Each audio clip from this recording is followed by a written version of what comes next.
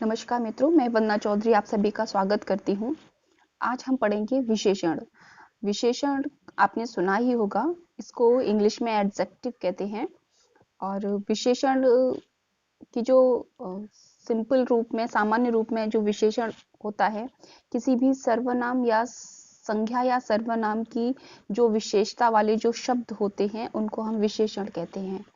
अब इसको परिभाषा में हम देखते हैं कि परिभाषा है इसकी, संज्ञा अथवा सर्वनाम की विशेषता बताने वाले शब्द विशेषण कहलाते हैं।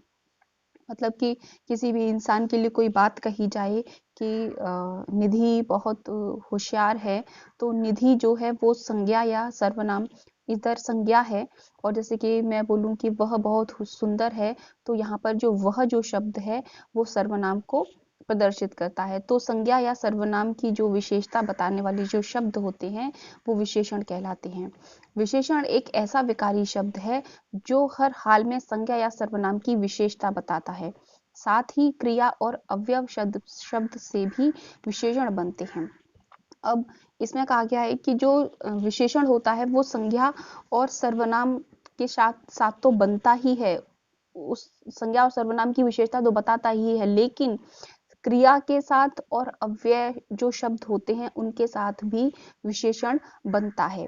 जैसे आगे देखते हैं संज्ञा से। जैसे संज्ञा होता है, जैसे कि किसी का नाम हो, किसी कोई व्यक्ति हो, वस्तु हो, स्थान हो, इस तरह के जो शब्द होते हैं उसमें जो भी शब्द आते हैं, जैसे कंजूस, शांत, सुंदर, ईमानदार, इस तरह के जो शब्द हैं जो संज्ञा की विशेषता बताएं वो विशेषण कहलाते हैं।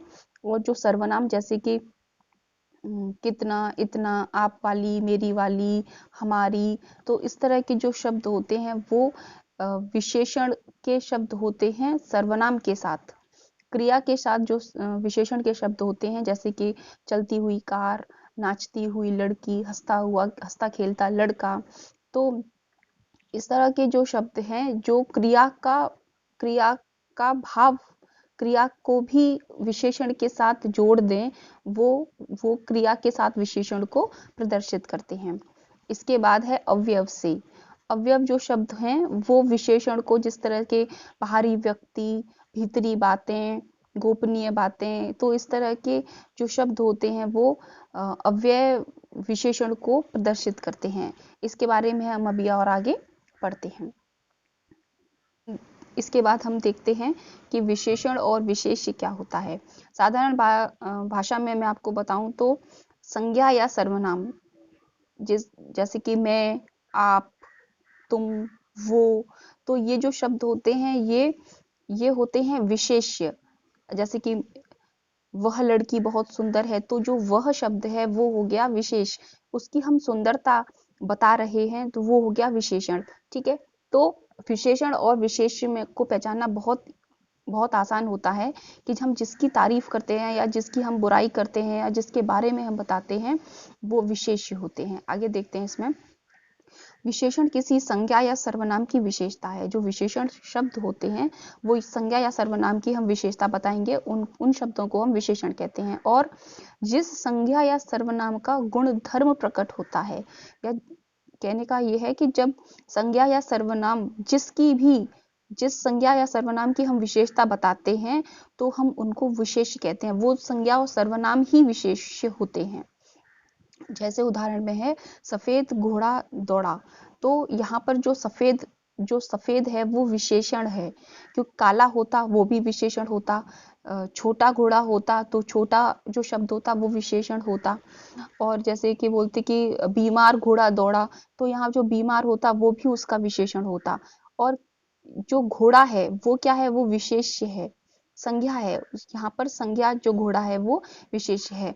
अगर यहाँ पर बोला, मैं अगर बोलती कि वह वह काला घोड़ा दौड़ा, वह काला घोड़ा दौड़ा, तो यहाँ पर हो जाता कि जो काला घोड़ा है वो हो जाता, जो काला काला शब्द होता वो होता विशेषण, और जो घोड़ा होता, अब मैंने यहाँ पर वह शब्द को भी यूज किया, लेकिन यहाँ पर क्या है, सर्वनाम। वह जो शब्द है वो घोड़े का सर्वनाम का जो शब्द है वो मैं आपको आगे बताऊंगी, आगे बताती हूँ कि ये सर्वनामिक विशेषण है कि मैं घोड़े को वह भी कह रही हूँ, इसीलिए यहाँ पर सार्वनामिक विशेषण है, जिसको मैं आगे समझाऊंगी उसको।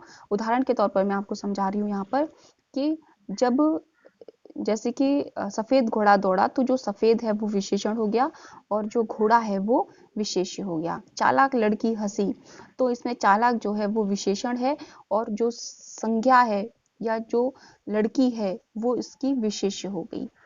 आगे देखते हैं। अब विशेषण के प्रकार समझने से पहले जो विशेषण है उसके कार्य देखते हैं कि कार्य क्या क्या होते हैं। कार्य जो विशेषण के होते हैं वो 5 प्रकार के होते हैं। इसमें पहले नंबर का होता है कि जब संज्ञा या सर्वनाम की हम एक तरीके से विशेषता बताने में। दूसरा, उसकी हीनता बताने में, कि जरूरी नहीं है कि हर एक इंसान के अंदर विशेषता ही हो तो उसी की विशेषता ही बताई जाए। संज्ञा सर्वनाम की हीनता भी बताई जाए तो वो भी उसका एक कार्य है कि विशेषण शब्द की हीनता, संज्ञा सर्वनाम की हीनता भी बताता है। नंबर 3 है वो संज्ञा सर्वनाम की किसी भी विशेषता का अर्थ सीमित कर देता है। नंबर 4 होता है कि संख्या को भी प्रदर्शित करता है। विशेषण जो होते हैं वो संख्या को प्रदर्शित करते हैं, जैसे कि 10 मजदूर काम कर रहे हैं तो यहाँ पर 10 है कि 10 ही मजदूर काम कर रहे हैं, ज़्यादा नहीं कर रहे हैं, तो यहाँ पर संख्या विशेष को भी प्रदर्शित करता है, उसका कार्य है ये विशेषण का। और दूसरा है कि मात्रा बतलाना, मतलब परिमाण बतलाना, कि ग्लास में बाल्टी में 5 किलो दूध है, बाल्टी में 5 लीटर दूध है, तो यहाँ पर जो लीटर है वो उसकी मात्रा है दूध की, तो यहाँ पर वो मात्रा को भी प्रदर्शित करता है। और अब इसके बाद देखते हैं कि विशेषण के जो प्रकार हैं वो कितने प्रकार के होते हैं। व्यवहार की दृष्टि से विशेषण 4 प्रकार के होते हैं। नंबर 1, गुणवाचक विशेषण, संख्यावाचक विशेषण, परिमाणवाचक विशेषण और सार्वनामिक विशेषण। गुणवाचक विशेषण वो होते हैं जिन विशेषण से पदार्थ के गुण, रंग, आकार, दशा, रूप आदि का बोध होता है, उसे गुणवाचक विशेषण कहते हैं। अब जैसे कि यहाँ पर गुण मान लीजिए कि मैं गुण ले लेती हूँ किसी का कि राधा बहुत सुंदर है या राधा बहुत शर्मीली है, तो यहाँ पर जो गुण है वो शर्मीलेपन को दिखा रहा है। जैसे कि रंग है, मैं बोलूँ कि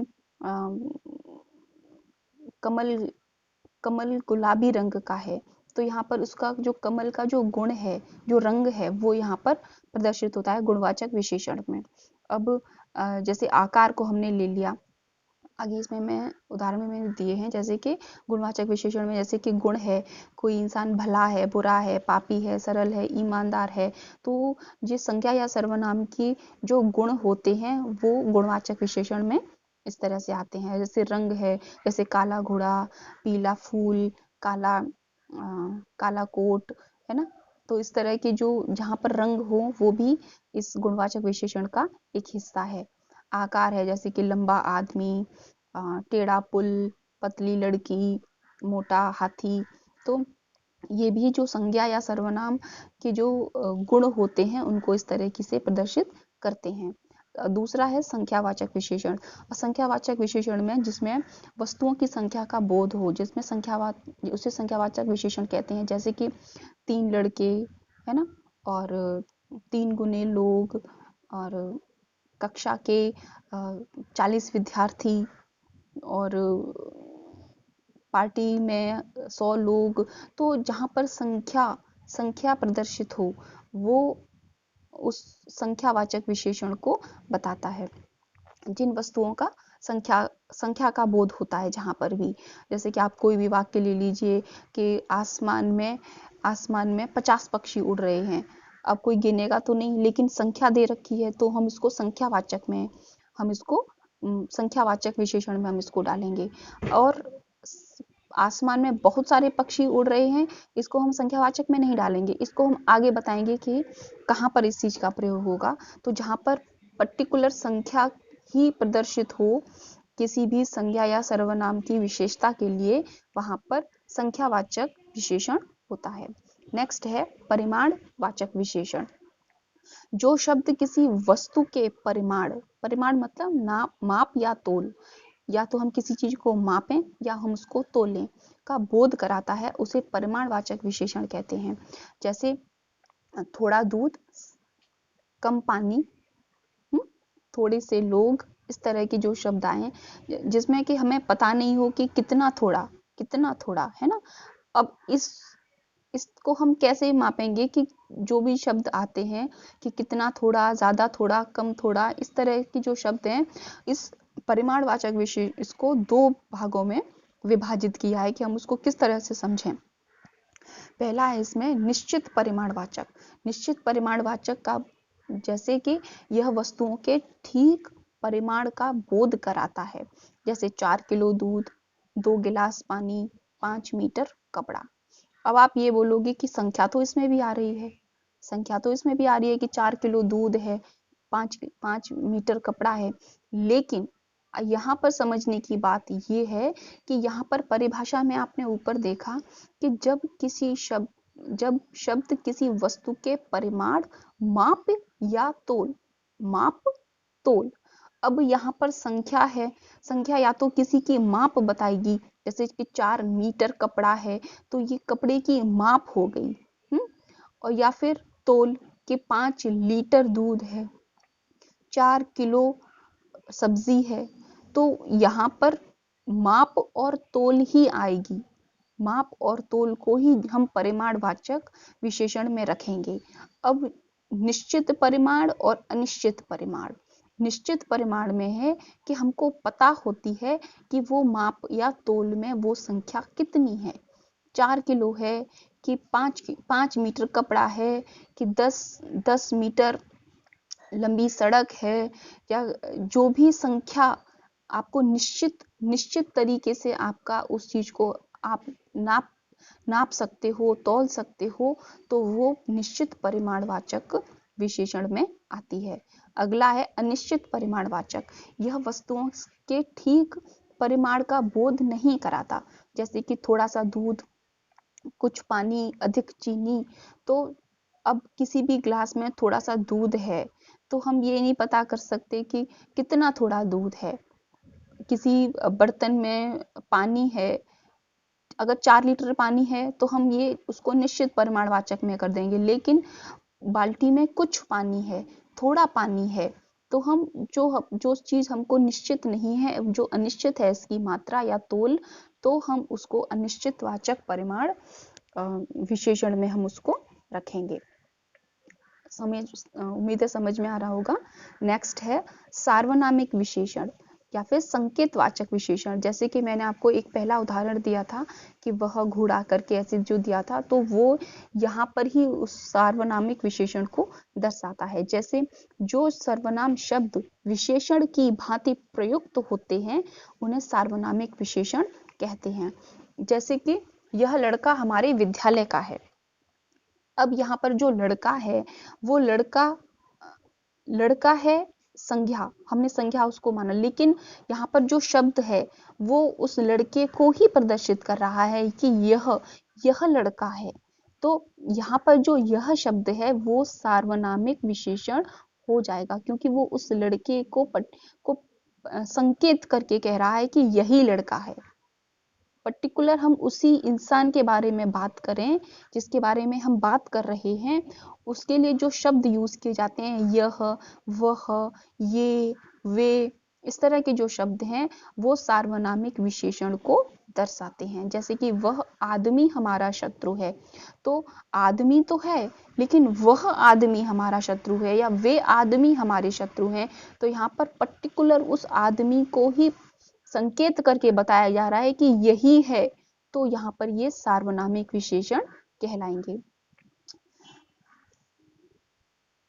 और सर्वनाम इस विशेषण में तो अभी ये हुआ है, और इसके बाद मैं थोड़े से कुछ उदाहरण आपको समझाती हूँ। जैसे कि आसमान का रंग नीला है। अब यहाँ पर एक ये वाक्य है कि आसमान का रंग नीला है। अब यहाँ पर जो आसमान है वो आसमान क्या है, वो विशेष्य है, क्योंकि आसमान की हम विशेषता बता रहे हैं कि आसमान कैसे रंग का है, नीले रंग का है। अब यहाँ पर जो आसमान है वो संज्ञा भी हो सकती है और अगर हम जैसे कि बोले कि वह चीज नीली है, वह चीज नीली है, तो यहाँ पर जो वह चीज होगी वो यहाँ पर सर्वनाम आ जाएगी। लेकिन यहाँ पर आसमान पर्टिकुलर किसी चीज का बताया गया है कि वही आसमान ही है, तो यहाँ पर ये इसको हम संज्ञा बोलेंगे, या फिर हम इसको ये विशेष्य हो जाएगा। ये संज्ञा विशेष्य है। और अगर हम बोलेंगे कि वह चीज नीली है, तो वो सर्वनाम विशेष्य होगा। इसके बाद है सीता एक सुंदर लड़की है, तो सीता हो गई संज्ञा, ठीक, संज्ञा। और इसको हम संज्ञा बोलेंगे, या फिर आप इसको हम विशेष्य बोलेंगे, क्योंकि सीता की ही विशेषता बताई जा रही है कि वह सुंदर है। और यहाँ पर ये जो सुंदर है वो उसका विशेषण गुण है, वो गुण है, उसका गुणवाचक विशेषण है। इसके बाद है राम बहुत पतला है, तो राम संज्ञा हो गई, या राम को हम विशेष्य बोलेंगे। और वह बहुत पतला है, तो उसका ये जो पतला जो शब्द है वो उसका विशेषण हो गया। विभा ने 4 मीटर कपड़ा खरीदा। अब विभा हो गई संज्ञा, या विभा हो गई विशेष्य। उसने 4 मीटर कपड़ा खरीदा। अब यहाँ पर संख्या है 4 और मीटर है। मीटर क्या है? मीटर यहाँ पर माप है।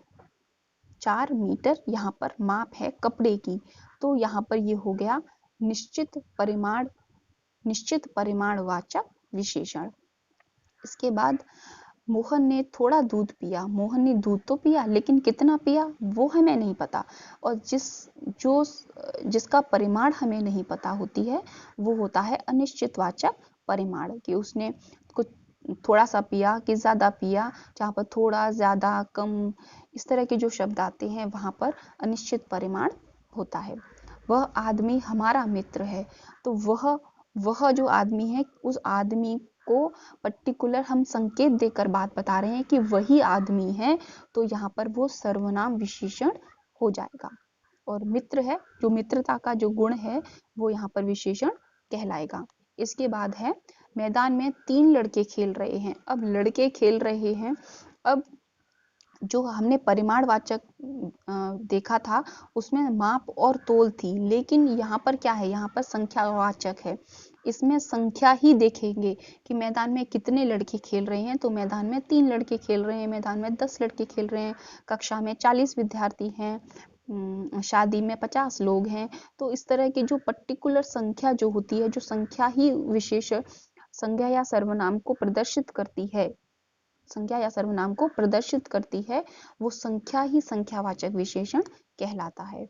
यहाँ पर जो मैदान है वो संज्ञा है, या विशेष कहेंगे उसको, और जो 3 लड़के हैं वो यहाँ पर विशेषण हैं। तो उम्मीद है आपको विशेषण और विशेष्य को समझ में आया होगा आपको। और आपको और भी कोई क्वेरी है तो आप कमेंट बॉक्स में लिख सकते हैं। और थैंक यू सो मच मेरी वीडियो देखने के लिए। अगर अच्छी लगे तो प्लीज़ लाइक कीजिए और मेरे चैनल को सब्सक्राइब कीजिए। थैंक यू सो मच, बहुत बहुत धन्यवाद।